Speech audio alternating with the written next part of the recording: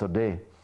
The truth is that murder begets murder. Violence begets violence. Fanaticism and extremism begets fanaticism and extremism.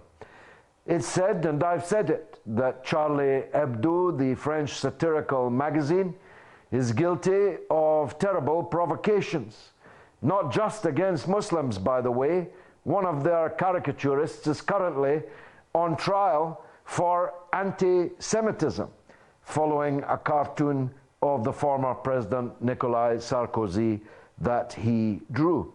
I have seen cartoons from the magazine mocking, making fun of the Holocaust, which is a pretty sacred cow for me and for many, many others. I disapprove strongly with these provocations, but no provocation justifies murder.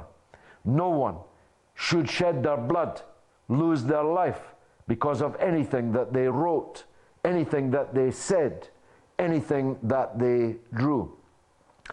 I'm making these points very clear because the rest of what I have to say will no doubt be deliberately distorted and traduced by the usual suspects.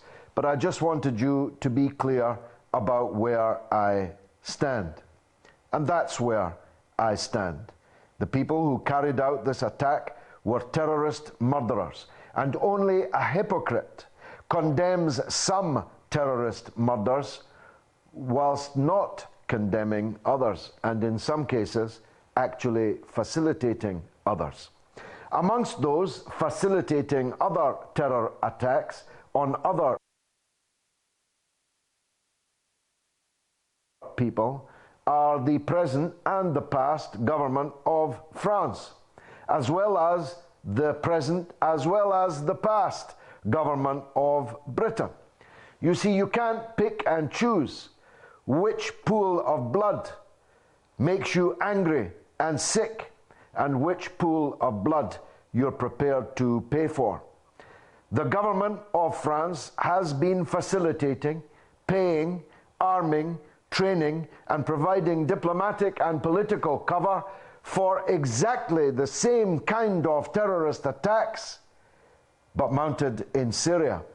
Exactly the same kind, but far more deadly, and slaughtering far more people.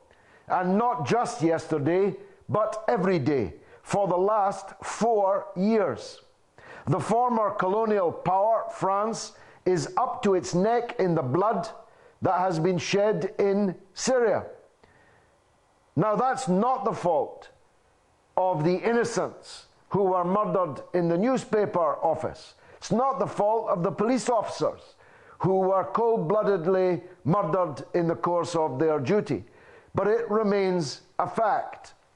And it's a fact of particular moment because the people that France and Britain and the United States and Israel and others in the Persian Gulf, the people that they have been facilitating, the terrorists they've been backing in Syria, are exactly the same kind of people who carried out the terrorist attack in Paris yesterday.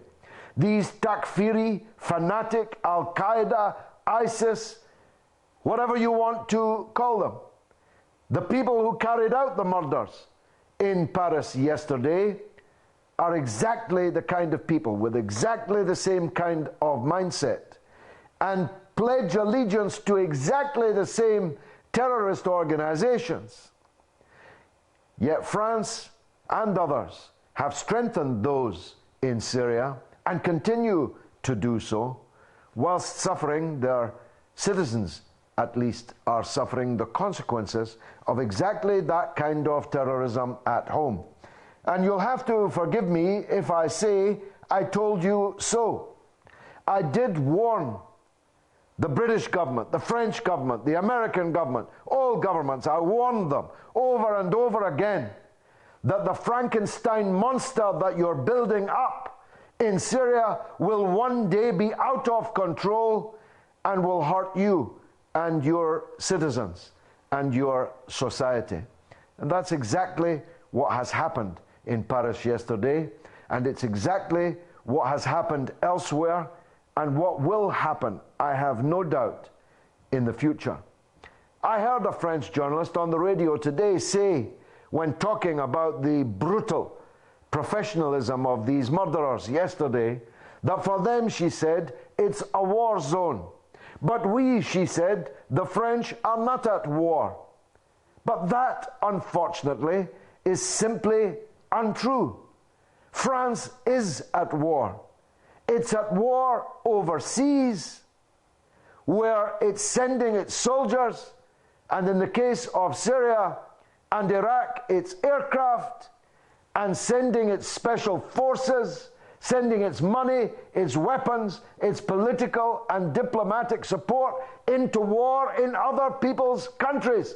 Well, the reality in the 21st century is that you don't get to pick and choose where the war is. You don't get to restrict the war to other people's countries. Those with whom you are at war, those with whom you are in league in wars, like in Syria, are perfectly capable in this modern globalized world of hurting you here, there, and everywhere. And the problem is, it's almost always entirely innocent people who are murdered.